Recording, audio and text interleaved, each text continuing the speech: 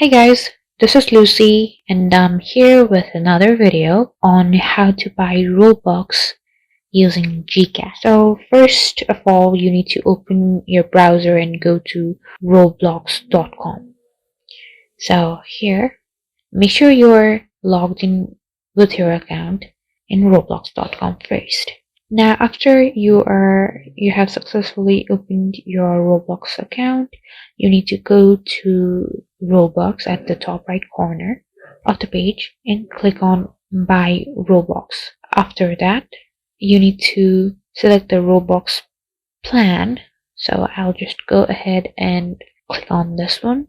So here you will find several transaction methods. As you can see, there are no any GCash methods available. So just go ahead and click on other. So here, if you don't find GCash, you can just click on this hamburg menu at the top here and change your country to Philippines. Now after that, you will successfully encounter GCash here. And after that, you can just follow the on-screen instructions.